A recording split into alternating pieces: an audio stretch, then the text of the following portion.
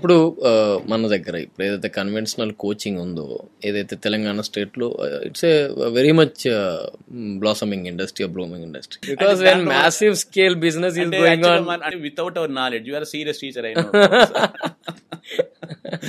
అందరితో పాటు ఉండే అలవాటు. సీరియస్ టీచర్ నాకు తెలుసు ఇన్నేళ్ళ నుంచి మీరు ఒక చోట చెప్తున్నారు. అవును సార్, అంటే ఇంత కమర్షియల్ ఇంట్రెస్ట్ ఉన్నదా అని బహుశా ఇండస్ట్రీ అంటారేమో. అంటే industry based on the student aspirations and parent. I don't want to call it industry. ఏమంటాం దీన్ని? ఒక పాఠశాల వ్యవస్థ అంతే. దీనికి అంటే పాఠశాల వ్యవస్థకి మారడానికి కావాల్సిన ఈ మూల సూత్రాలు ఏంటి సార్? కొన్ని చెప్పండి, సో దట్ మన వీడియో చూస్తున్న సింపుల్ సార్, పేరెంట్స్ నుంచి లెక్చరర్ వరకు గవర్నమెంట్ రోల్ ఎక్కువ ఉంది సార్. మళ్ళీ చెప్తున్నా నేను, ఓవరాల్ గా మన స్టూడెంట్స్ కెపాసిటీ పెంచాలి. దే షుడ్ బికమ్ అవర్, మనం ఫ్యూచర్కి ఇన్వెస్ట్మెంట్ చేస్తున్నాం పిల్లలతోనని. They should regulate the private thing. ఆలోచించండి, ఇప్పుడు ఒక 10 బ్రాంచులు ఉంటాయి, దాంట్లో 3 బ్రాంచులకే ఇంటర్మీడియట్ పర్మిషన్ ఉంటుంది.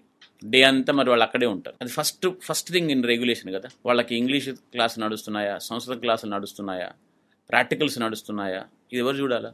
బోర్డు చూడాలి. ఇప్పుడు మనం చూడండి, కెమెరాలను పెట్టినారు. ఎంత మీనింగ్లెస్, ఒక ఫూలిష్ ఇదంటే. మీరు అంటే ఒక 10 సంవత్సరాల నుంచి నిద్రపోతున్నారు ప్రాక్టికల్స్ గురించి. ప్రాక్టికల్స్ ఎవరు చెడగొట్టారో వాళ్ళకి తెలుసు. మీరు సడన్గా నేను కెమెరాలు పెడతానంటే ఏంటి?